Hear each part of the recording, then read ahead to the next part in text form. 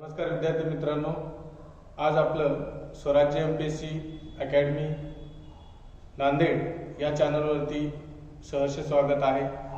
मी प्राध्यापक नवनाथ कांबळे तुमचं या ऑनलाईन प्लॅटफॉर्मवरती सहर्ष स्वागत करतो। नुकताच चर्चेत असलेला विषय म्हणजे आपल्या देशाचा केंद्रीय अर्थसंकल्प। हा केंद्रीय अर्थसंकल्प म्हणजे नेमका काय आहे तो आपण आपल्या मराठवाड्यातील व मराठी भाषेतील अस्सल गावरान मराठी भाषेतील हे अर्थसंकल्प आपण समजून घेऊ। कारण का हा अर्थसंकल्प जो आहे तो स्पर्धा परीक्षेच्या विद्यार्थ्यांनाच उपयोगी नसून सामान्य नागरिक, जो कोणी आयकर भरणारा असतो, जो कोणी सरकारचा जे मतदार आहेत, अशा सर्व लोकांसाठी अर्थसंकल्प समजून घेणं हे खूप गरजेचं असतं।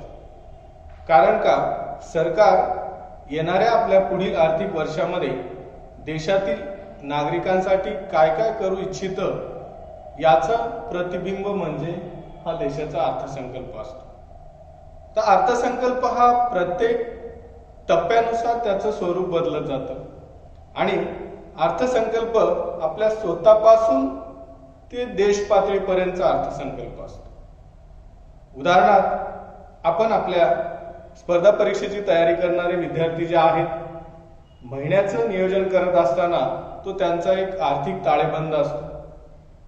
विशिष्ट असा खर्च तो त्या महिन्याच्या नियोजनामध्ये करत असतो आणि त्याचं साचेबद्ध पद्धतीनं वितरण करणं आणि नियोजन करणं म्हणजे त्याचं एक स्वतःचा अर्थसंकल्प असतो किंवा त्याचं एक आर्थिक नियोजन असतं। असाच गाव पातळीचा म्हणजे ग्रामपंचायतीचा अर्थसंकल्प असतो। तसाच गट पातळीवरचा म्हणजे तालुक्याचा पंचायत समितीचा अर्थसंकल्प असतो। त्याच पुढे चालून स्थानिक शासनातील ग्रामीण भागाची जी सर्वोच्च संस्था आहे जिल्हा परिषद, त्याचा अर्थसंकल्प असतो।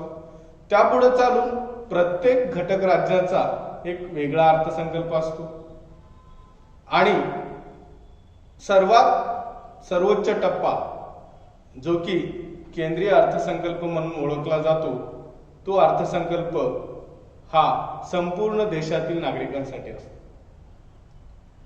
तर मित्रांनो, आज आपण अर्थसंकल्प म्हणजे काय, अर्थसंकल्पाचे प्रकार काय आहेत, अर्थसंकल्प हा शब्द कुठून आलेला आहे आणि आजचा जो नुकताच पार पडलेला 1 फेब्रुवारीचा जो अर्थसंकल्प आहे, जो की देशाच्या माननीय वित्तमंत्री ज्या की अर्थमंत्री निर्मलाजी सीतारामन यांनी नुकताच 1 फेब्रुवारी रोजी संसदेमध्ये अर्थसंकल्प सादर केलेला आहे, याच्याबद्दल आपण थोडक्यात माहिती घेऊ।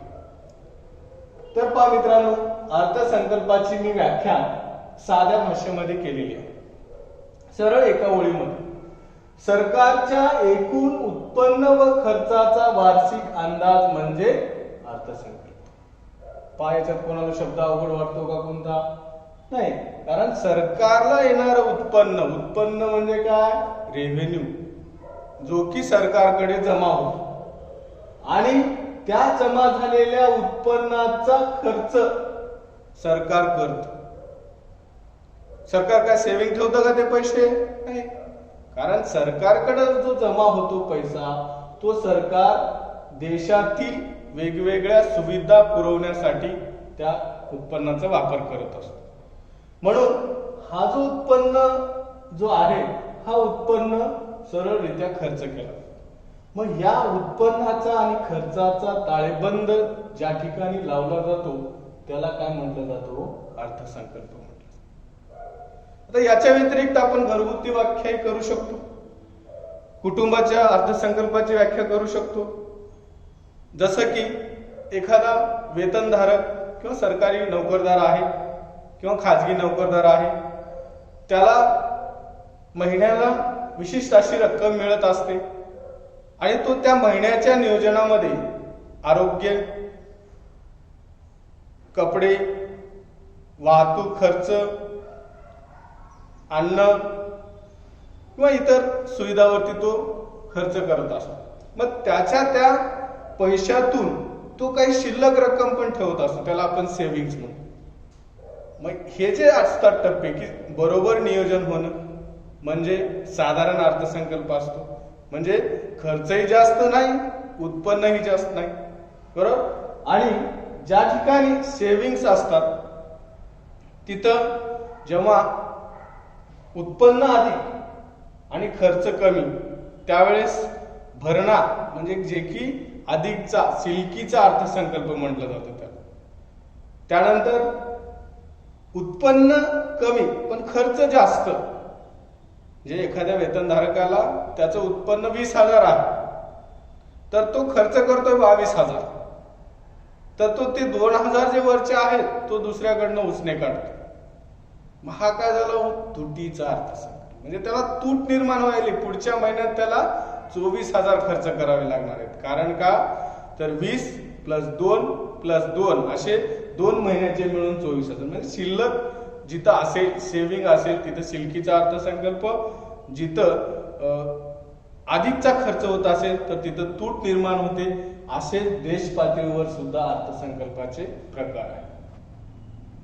मग याच्या व्यतिरिक्त जेंडर अर्थसंकल्प एक असतो, लिंग आधारित अर्थसंकल्प, जो की विशेषतः आपल्या भारतातलं तुम्हाला माहिती असेल की 2011च्या लोकसंख्येनुसार जे लिंग दर आहे, लिंग दर म्हणजे माहिती आहे मित्रांनो, जो की दर 1000 पुरुषामागे स्त्रियांची एकूण संख्या किती आहे बरं? आता सध्याला आपल्या भारतामध्ये 943 दर 1000 पुरुषामागे स्त्रियांची संख्या आहे, बरोबर. मग ही संख्या जी आहे इंडिकेशन्स असतात आपल्या इकॉनॉमीला की जर लिंग दर कमी होत असेल तर त्यावेळेस सरकार त्याच्याकडे ध्यान आकर्षण करण्यासाठी बजेटच्या माध्यमातून काही तरतुदी करत असतात.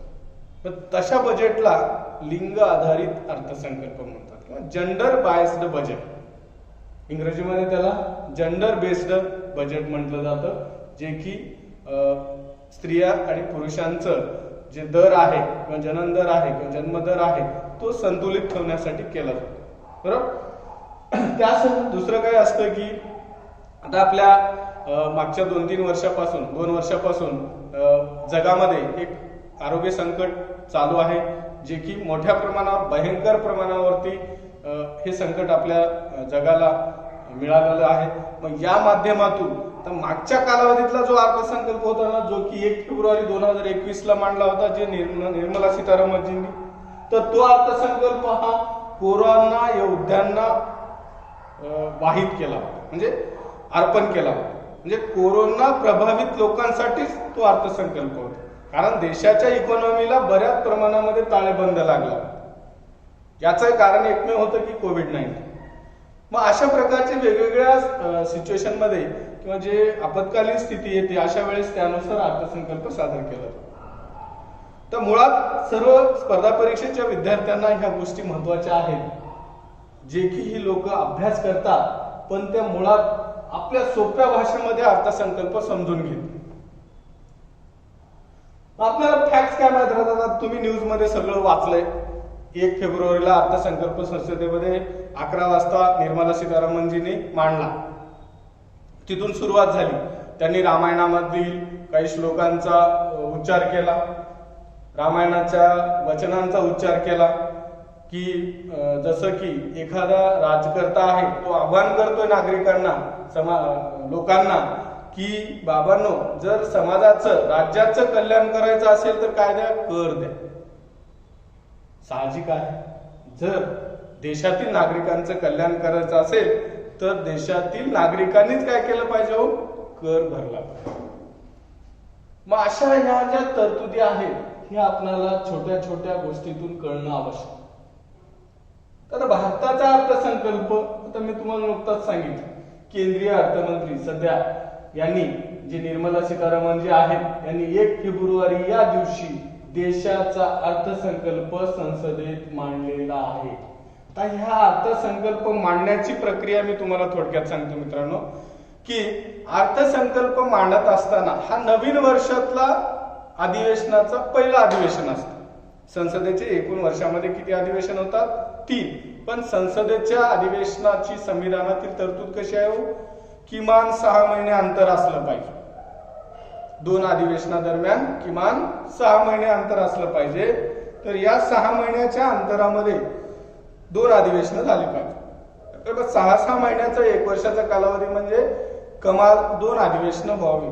पण आपल्या भारतामध्ये संसदेचे 3 अधिवेशनं भरवली जातात, जे की वर्षाच्या सुरुवातीला अधिवेशन जे भरतं ते अधिवेशन असतं पहिलं अधिवेशन, आणि त्याला काय म्हटलं जातं हो? आर्थिक अधिवेशन. बरोबर? अर्थ विधेयक पारित करून घेण्यासाठी हे अधिवेशन भरवण्यात येतं. तर पूर्वी काय होतं पहा, 2016 पर्यंत हा अर्थसंकल्प आपला 28 फेब्रुवारीला मांडला जातो. पण मित्रांनो, आपली भारतीय अर्थव्यवस्था जी आहे ही अर्थव्यवस्था कृषी प्रधान अर्थव्यवस्था. तर ही अर्थव्यवस्था जेव्हा कार्यरत आहे तर पूर्णतः शेतीवर आधारित. मग जर समजा आपलं 28 फेब्रुवारीला आर्थिक बजेट मांडण्यात आलं संसदेत, तर त्यावेळेस काय होतं की या 28 तारखेला मांडल्यानंतर पुढील 15 दिवस त्याची समिती अवस्था असते, त्याच्यावर चर्चा होते. मग पुन्हा 15 दिवसाच्या गॅप नंतर अधिवेशन बोलावलं जातं, जे की जून जुलैला होतं. मग त्या जून जुलै पर्यंत आपलं बजेट पास होत नव्हतं पूर्वी. मग हे जून जुलै पर्यंत बजेट पास न झाल्यामुळे आपल्या भारतामध्ये पेरण्या कधी होतात, मोसमी वारे कधी होत लागतात, मान्सूनचा पाऊस कधी येतो? जून मध्ये. मग पेरण्या कधी लागणार? जूनच्या शेवटच्या आठवड्यात. मग हे अर्थसंकल्प पास होत होता, अनुदान मिळत होती ऑगस्ट मध्ये. मग आपल्या कृषी अर्थव्यवस्थेला काही फायदा द्यायचा? काहीच नाही. म्हणून देशातील सरकारांनी काय केलं हो की अर्थसंकल्प हा जूनच्या अगोदर पास होऊन त्या विभागाला अनुदान वितरित करण्याची प्रक्रिया चालू करावी. यासाठी 28 फेब्रुवारीचा अर्थसंकल्प 1 फेब्रुवारीला आणला. आता तुम्हाला साधारणतः माहिती असेल की देशाचं आर्थिक वर्ष काय हो? 1 एप्रिल ते 31 मार्च. बरोबर? पण सध्या आपल्या देशातील पहिलं राज्य असं आहे मध्य प्रदेश, की या राज्यानं कृषी प्रधान संस्कृती किंवा कृषी प्रधान आपली अर्थव्यवस्था असल्यामुळे त्यांनी काय केलं की आर्थिक वर्ष बदलून टाकलं. काय केलं? 1 जानेवारी ते 31 डिसेंबर. आता याचा फायदा काय होतो की 1 जानेवारी पासून ज्या आर्थिक तरतुदी लागू झाल्या तर 31 डिसेंबरला संपणार. मग आपला तिथं कृषी अर्थव्यवस्थेला त्याचा पुरेपूर फायदा. भारत सरकारचा पण विचार चालू आहे, त्या संबंधित वेगवेगळ्या समित्या नेमण्यात आल्या होत्या. येणाऱ्या काळामध्ये तशी तरतूद झाली तर नक्कीच आपल्या भारतीय अर्थव्यवस्थेला त्याचा फायदा होऊ शकतो. बरोबर? आता मी याची प्रक्रिया सांगत होतो तुम्हाला की अर्थसंकल्पीय अधिवेशन जेव्हा संसदेत बोलवलं जातं आणि हे वर्षाचं पहिलं अधिवेशन असतं, त्यावेळेस राष्ट्रपतीच्या अभिभाषणानं या अर्थसंकल्पीय अधिवेशनाची सुरुवात होते. हा मुद्दा लक्षात ठेवा मित्र. वर्षातल्या 3ही अधिवेशनामध्ये राष्ट्रपतीचं अभिभाषण होत नाही, तर वर्षातल्या सुरुवातीच्या एकमेव अर्थसंकल्पीय अधिवेशनामध्ये राष्ट्रपतीचं अभिभाषण होत असतं. मग हे काय असतं तर येणाऱ्या वर्षामध्ये सरकारकडून काय अपेक्षा आहेत हे राष्ट्रपती त्यांच्या भाषणातून प्रक्षेपित करत असतात. सरकारची स्तुती पण असू शकते, सरकारवर एखादा रोष पण असू शकतो, सरकारकडून काही अपेक्षा पण असू शकतो. म्हणून अभिभाषणाने या अर्थसंकल्पीय अधिवेशनाची सुरुवात. दुसरा मुद्दा, अर्थसंकल्पीय अधिवेशन किंवा हे अर्थसंकल्प संसदेमध्ये मांडलेला. जर अर्थसंकल्प संसदेमध्ये मंजूर झाला नाही तर हा मोठा प्रश्न आहे. बऱ्याच वेळा राज्यसेवेला, कंबाईनला, पूर्व परीक्षेला, मुख्य परीक्षेला विचारण्यात आलेला. सर्वांना माहिती आहे, कारण साधी गोष्ट आहे की अर्थसंकल्प जर मंजूर झाला नाही तर जे सत्तेत असणारं सरकार आहे त्याला राजीनामा द्यावा लागतो. पण संसदेत मंजूर झालं राष्ट्रपतीकडे मंजूर नाही झालं, असं होतं का? नाही, कारण अर्थसंकल्प मांडत असतानाच सुरुवातीलाच राष्ट्रपतीच्या पूर्वपरवानगीनेच मांडला जातो, बरोबर? म्हणून भारताचा अर्थसंकल्प पारित होणं ही राष्ट्रपतीची जबाबदारी आहे असं आपण म्हणू शकत नाही. संसदेमध्ये मांडला जातो, संसदेने ते पारित केलं पाहिजे, वेगवेगळ्या अनुदानाच्या माध्यमातून पारित केलं पाहिजे आणि त्या माध्यमातून हे पारित झाल्यानंतर भारत सरकारचा जो अर्थसंकल्प आहे तो पुढील तरतुदीसाठी तयार असतो, म्हणजे जो काही निधी वितरित करायचा असतो त्याच्यासाठी तयार असतो. आता याच्यासाठी संविधानामध्ये काय तरतूद आहे? तर भारतीय संविधानामध्ये अर्थसंकल्प मांडण्यासाठी संविधानातील कलम 112 मध्ये याला अर्थसंकल्प म्हटलेलं नाहीये संविधानामध्ये, कुठेही नाही. याला वार्षिक विवरण पत्रक म्हणतात. काय म्हणतात तू? वार्षिक विवरण पत्रक. या वार्षिक विवरण पत्रकामध्ये काय म्हटलं जातं की देशाच्या 1 वर्षाच्या आर्थिक बाबीचं विवरण केलं जातं, जे की सांख्यिकी रूपामध्ये, जसं मी म्हटलं तुम्हाला, रेव्हेन्यू अँड एक्सपेंडिचर. रेव्हेन्यू ज्या पैशाच्या स्वरूपात जमा होतोय तो एक्सपेंडिचर मध्ये काय होतं? खर्च होतोय. जसं की मी इथं दाखवलंय पहा की पैसा हा असा येतो उत्पन्नाच्या माध्यमातून, ज्याला की आपण रेव्हेन्यू म्हणतो, आणि खर्च होतो या माध्यमातून, ज्याला की आपण एक्सपेंडिचर म्हणतो. म्हणजे अशा प्रकारचं असतं, बरोबर? पण हे वार्षिक विवरण पत्रकामध्ये सांख्यिकी स्वरूपात मांडलं जातं. दुसरा मुद्दा इथे एक महत्वाचा लक्षात ठेवा तुम्ही मित्रांनो, की अर्थसंकल्पाच्या आदल्या दिवशी दुसरी एक महत्वाची गोष्ट होत असते ती जी म्हणजे की आर्थिक सर्वेक्षण अहवाल असतो, ज्याला की आर्थिक पाहणी अहवाल म्हणतात. तो सरकारचा आरसा असतो मित्रांनो. काय असतो? आरसा असतो, जो की सरकारची प्रतिमा सरकारला दाखवत असतो. सरकारची प्रतिमा सर्व देशातील नागरिकांना प्रेक्षेपित करत असतो. काय करतो? सरकारची प्रतिमा सर्व देशातील नागरिकांना प्रेक्षेपित करतो. कोण? आर्थिक सर्वेक्षण अहवाल, ज्याला आपण आर्थिक पाहणी अहवाल. तो अर्थसंकल्प मांडण्याच्या 1 दिवस अगोदर मांडला जातो, जो की किती? 31 जानेवारीला. दरवर्षीच्या 31 जानेवारीला आर्थिक पाहणी अहवाल, त्याला आपण इकॉनॉमिक सर्वे ऑफ इंडिया म्हटलं जातं. यूपीएससी करणारे पोटे काय करतात? इकॉनॉमिक सर्वेचा पूर्ण बंच घेतात 500 पेजेसचा आणि ते सगळं वाचून काढत असतात. त्याचं महत्व आहे मित्रांनो. कारण का? तर यूपीएससीच्या मुख्य परीक्षेला 25 मार्काचा प्रश्न बजेटवर असतो, सॉरी इकॉनॉमिक सर्वेवर असतो. त्यासोबतच त्यांच्या मुलाखतीमध्ये जी की पर्सनॅलिटी टेस्ट असते त्यामध्ये सुद्धा त्यांना या आर्थिक सर्वेक्षण अहवालावरती प्रश्न असतात. ओके, तो आपला मुद्दा आहे, बरोबर? ते आपण पुढच्या याच्यामध्ये तुम्हाला आर्थिक सर्वेक्षण अहवाल आणि त्यासह यातील ज्या ज्या काही तरतुदी आहेत, छोट्या छोट्या जे प्रश्न असतात, कटमोशन असतो, जिलेटिन असतो, तो सगळे मी या अर्थसंकल्पाच्या प्रक्रियेमध्ये घेणार आहे. पण आजचा आपला मुद्दा आहे की अर्थसंकल्प मांडत असताना त्याची प्रक्रिया काय आहे आणि त्याच्या पूर्वीचा इतिहास काय आहे आणि रुपया कसा येतो आणि अधिक कुठं खर्च केला जातो आणि टॅक्स स्लॅब याच्याबद्दल आपण, ठीक आहे? मग या वार्षिक विवरण पत्रामध्ये काय केलं जातो? रेव्हेन्यू आणि एक्सपेंडिचरचा ताळेबंद दाखवला जातो, बरोबर?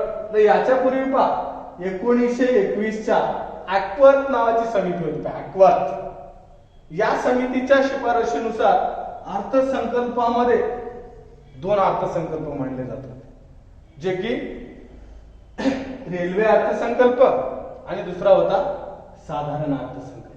मग याच्यात पण दुसरा एक मुद्दा, आता हे काय होतं तर बा की पूर्वी 28 फेब्रुवारीला अर्थसंकल्प मांडला जायचा, मग त्याच्या आदल्या दिवशी काय करायचं? 27 फेब्रुवारीला रेल्वे अर्थसंकल्प मांडला. त्याच्या आदल्या दिवशी 26 फेब्रुवारीला काय मांडलं जायचं? आर्थिक सर्वेक्षण अहवाल मांडला. म्हणजे असे 3 दिवस ते मांडण्यातच जायचे संसदेत. हे सगळं कोण मांडायचं? हे रेल्वे अर्थसंकल्प मांडायचे रेल्वेचे मंत्री, केंद्रीय रेल्वे मंत्री. आणि साधारण अर्थसंकल्प कोण मांडायचं? तर केंद्रीय अर्थमंत्री. बरोबर. आणि आर्थिक सर्वेक्षण अहवाल कोण मांडतो? केंद्रीय अर्थमंत्रीच, बरोबर. म्हणून या सर्व गोष्टीमध्ये प्रोसेस खूप लांब आहे.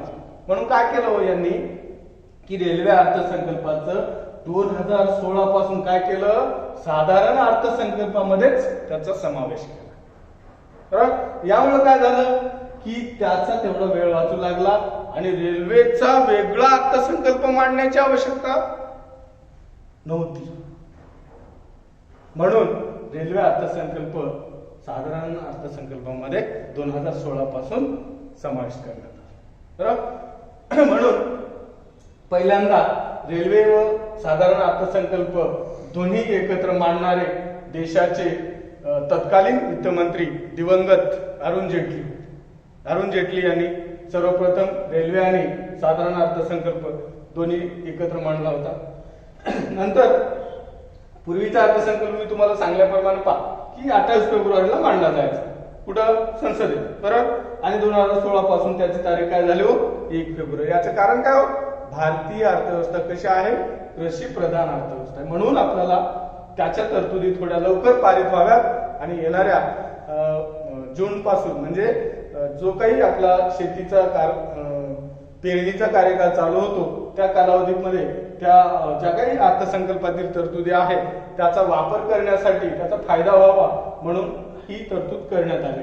आणि मी तुम्हाला दुसरा मुद्दा सांगितला की आर्थिक वर्ष चेंज करणारं देशातील पहिलं राज्य कोणतं? मध्य प्रदेश, ज्याने की 1 जानेवारी ते किती केलेलं आहे? 31 डिसेंबर पर्यंत, बरोबर. त्यानंतर हे मी सांगितलं तुम्हाला की 2022-23 चा अर्थसंकल्प 1 फेब्रुवारी 2022 रोजी देशाच्या अर्थमंत्री निर्मला सीतारामनजी यांनी संसदेत मांडलेला आहे. बरोबर. आता याची समिती अवस्था चालू आहे, ती आपण पुढच्या तासिकेमध्ये त्याचे जे मी काही सांगितलं तुम्हाला कटमोशन, वाढीव तरतूद, जिलेटिन्स हे प्रकार काय आहेत, या कन्सेप्ट काय आहेत हे मी तुम्हाला पुढच्या तासिकेत सांगतो. पण आता इथं मी येतो उत्पन्न आणि खर्च. ओके. उत्पन्न कसं होतं आणि खर्च कसा केला जातो. मित्रांनो पहा, मुळात मी तुम्हाला उदाहरण दिलं होतं की आपल्या वेतनधारकाचं एक उदाहरण घ्या. हा वेतनधारक आहे, महिन्याला तो किती रुपये कमवतोय? 10,000 रुपये कमवतोय. मग याच्याकडे काही अशी निश्चित अशी नियोजन असतात. मग त्या नियोजनानुसार तो काय करतो? या नियोजनामध्ये तो काही पर्सेंटेज ठरवत असतो. त्या पर्सेंटेज नुसार त्याच्या त्या 10,000चा खर्च करत असतो. जे कशावर ठरतं याचा खर्च मर्यादा? खर्च कशावर ठरतो? तर त्याच्या वेतनावर. ते वेतन त्याचं काय आहे? उत्पन्न. वेतन काय? उत्पन्न. मग तो काय करतो? त्याचं खर्च करतो. तसंच साठवून ठेवतो का?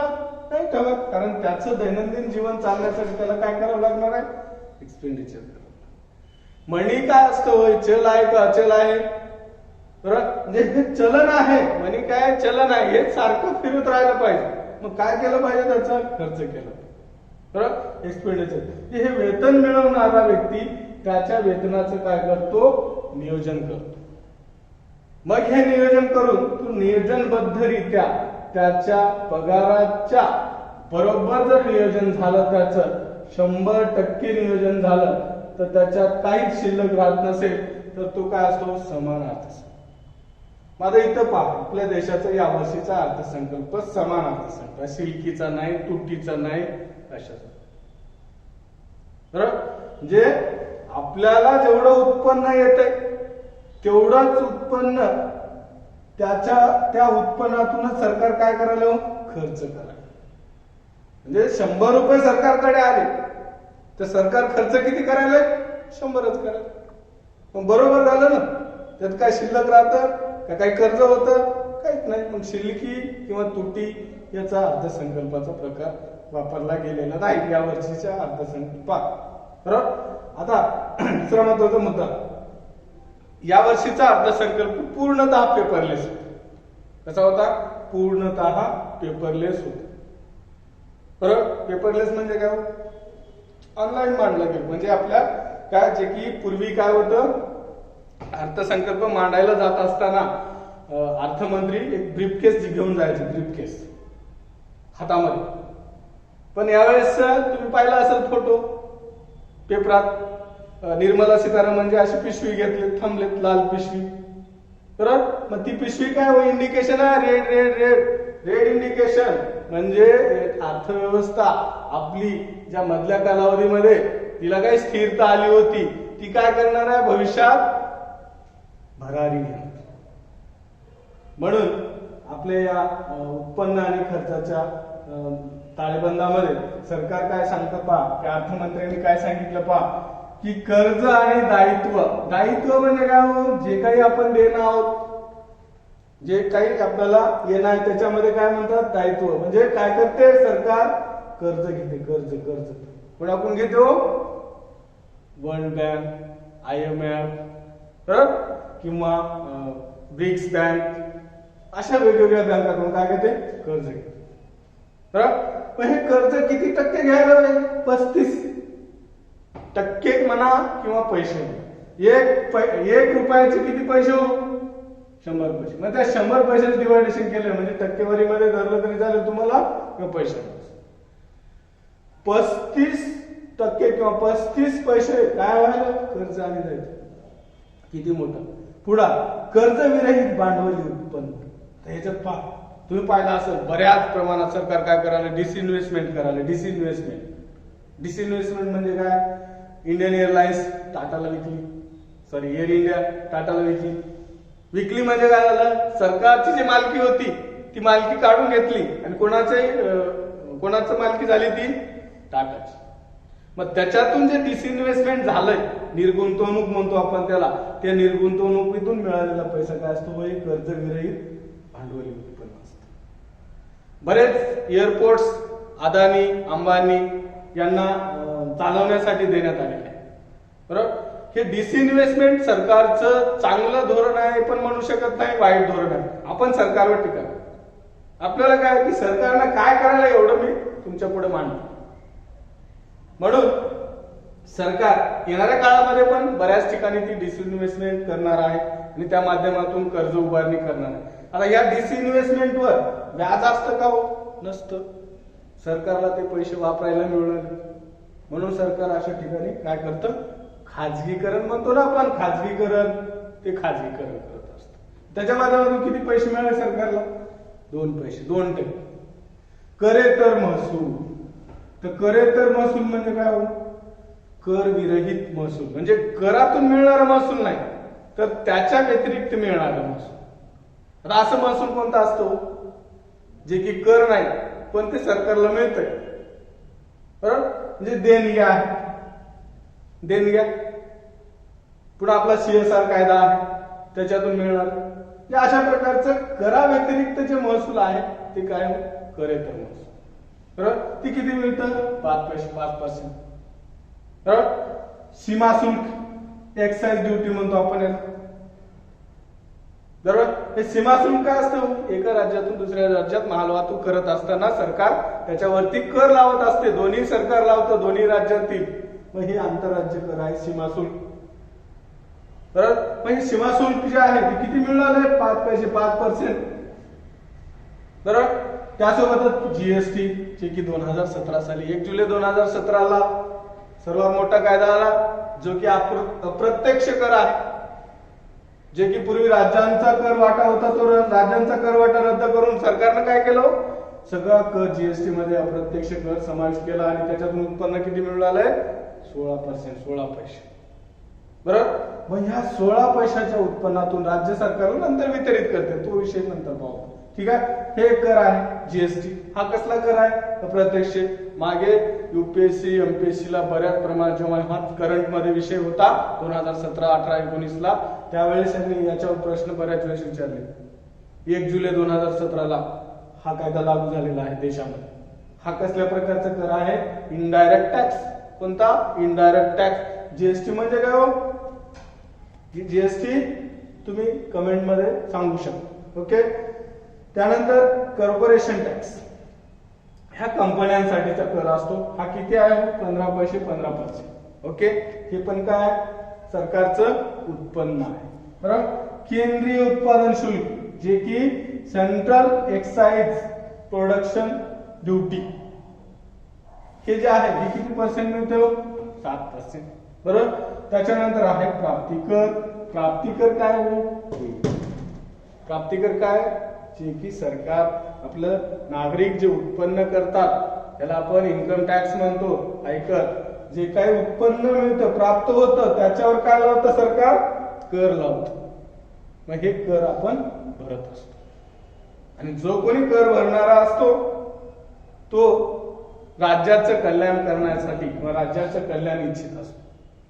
म्हणजे आपल्या पॉलिटिकल थिंकरनी ग्रीक नगर राज्यापासून सांगितलेलं आहे की कल्याणकारी राज्य निर्माण करायचं. आपल्या संविधानातील भाग 4 मध्ये मार्गदर्शक तत्वांचा समावेश आहे. त्या मार्गदर्शक तत्वामध्ये कल्याणकारी राज्याची संकल्पना आहे. त्यासाठी हे राज्याचं कल्याण करायचं असेल तर आपल्याला काय करावं लागतो? कर द्यावा. मग काय झालं? हे सरकारला एकूण किती पैसे जमा झाले? 100 पैसे जमा. कशा कशाच्या माध्यमातून? कर्ज आणि अन्य दायित्व, कर्ज विरहित भांडवली उत्पन्न, करेतर महसूल, सीमा शुल्क, जीएसटी, कॉर्पोरेशन कर, केंद्रीय उत्पादन शुल्क आणि प्राप्ती कर याच्या माध्यमातून किती पैसे मिळाले? 100 पैसे. म्हणजे 100 पैसे मिळालेले सरकार जपून ठेवते का? नाही. काय करतं? हे 100चे 100 काय करणार आहे? इथं खर्च करणार. बरोबर. म्हणजे खर्च कशा कशाला करते पहा मित्रांनो? खर्च कशा कशाला करते? पेन्शन, जे कोणी रिटायरमेंट झालेले आहेत त्यांना काय देते सरकार? पेन्शन देते. त्याच्यात आर्मी वाले, नेव्ही वाले, एअरफोर्स वाले, सेंट्रल गव्हर्नमेंटचे कर्मचारी, जे काही क्लास 1, क्लास 2, क्लास 3, क्लास 4 सगळ्या लोकांना काय मिळतो? पेन्शन. त्याच्यावर खर्च किती करायला? 4 पैसे. राहिले किती? 96 पैसे. बाकीचं डिवायडेशन त्याच्यात. बरोबर. मग केंद्र पुरस्कृत योजना, सेंट्रली स्पॉन्सर्ड स्कीम्स म्हणतात. काय म्हणतात तो? Centrally sponsored scheme. जसं की उदाहरणार्थ नरेगा. कोणती योजना? नरेगा, राष्ट्रीय रोजगार गॅरंटी अधिनियम, यानी की राष्ट्रीय महात्मा गांधी राष्ट्रीय रोजगार हमी योजना. आपल्या भाषेत महात्मा गांधी राष्ट्रीय ग्रामीण रोजगार हमी योजना. ही योजना कसली आहे? केंद्र पुरस्कृत, पूर्णतः केंद्र पुरस्कृत. 100% याचा निधी कोण देतं? केंद्र सरकार देतं. मागच्या कालावधीमध्ये पहा सरकारने वेगवेगळ्या योजना काढल्या. काही केंद्र पुरस्कृत काढते, काही सेंट्रल स्पॉन्सर्ड असतात, काही कशा असतात? केंद्रीय योजना असतात. काही कशा असतात? निम्या राज्याच्या असतात, निम्या केंद्राच्या असतात. काही कशा असतात? 75% राज्याच्या असतात, 25% केंद्राच्या असतात.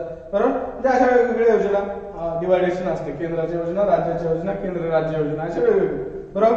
त्याच्यामध्ये पहा केंद्र पुरस्कृत योजनेला किती खर्च करायला येणार? 9 पैसे. बरोबर. त्यानंतर अनुदाने. अनुदाने काय हो? अनुदाने काय असतात?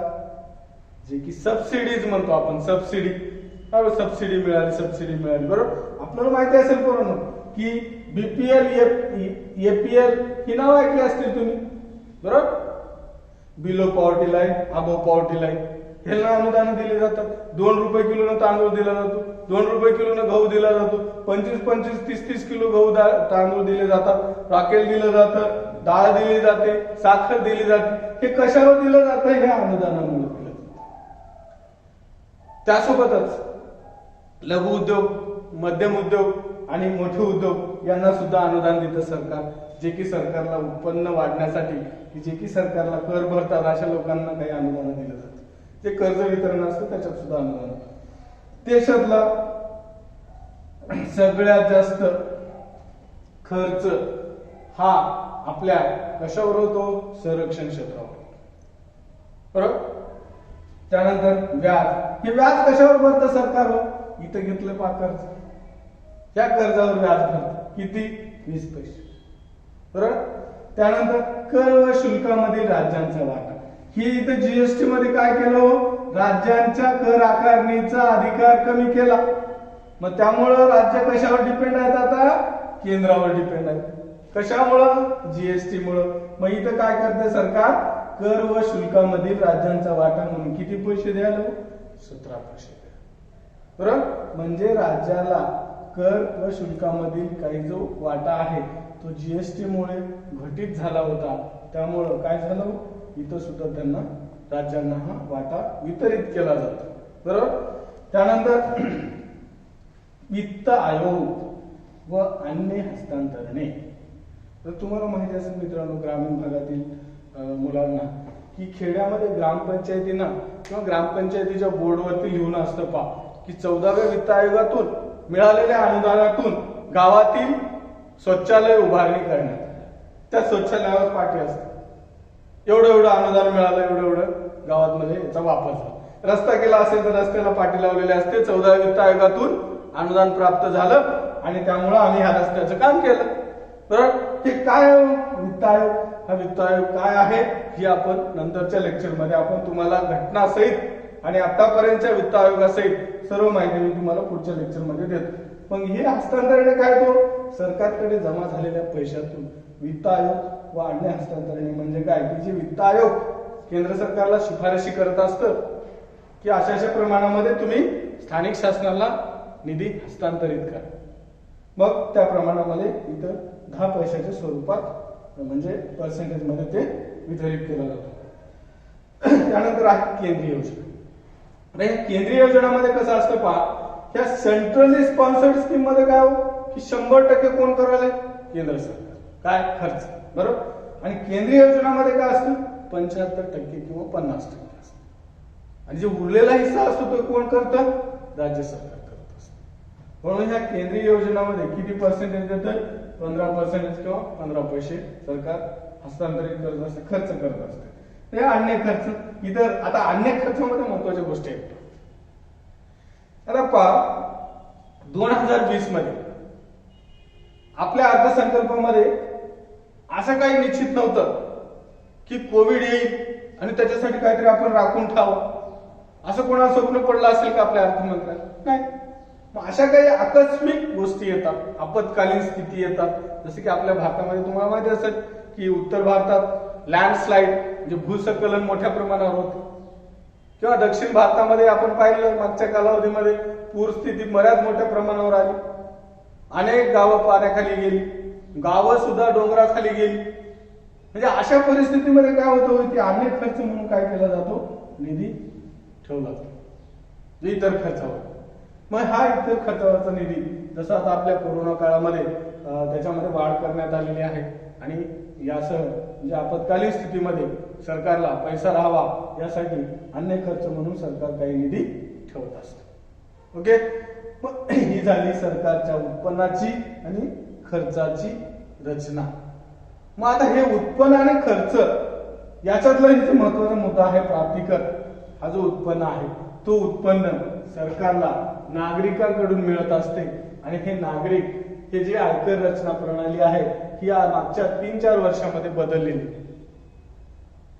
मग याची रचना काय पहा तुम्ही, 0 ते 2.5 लाख रुपये उत्पन्न असणारा नागरिक टीडीएस भरावं लागतं.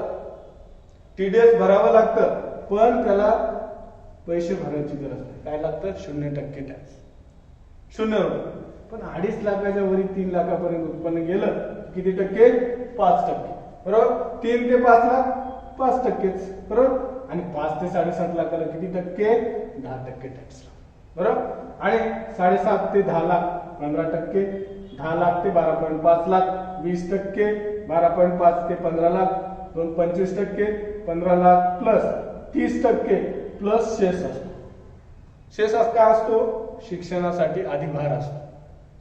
अशी ही टॅक्स स्लॅब आयकर रचना प्रणाली, इन्कम टॅक्स स्लॅब वार्षिक उत्पन्न आणि कर याच्या नियमानुसार ठरत असते. धन्यवाद मित्रांनो. तुम्हाला लेक्चर कसं वाटलं अवश्य कळवा आणि चॅनलला सबस्क्राईब व लाईक करायला विसरू नका. पुन्हा एकदा धन्यवाद.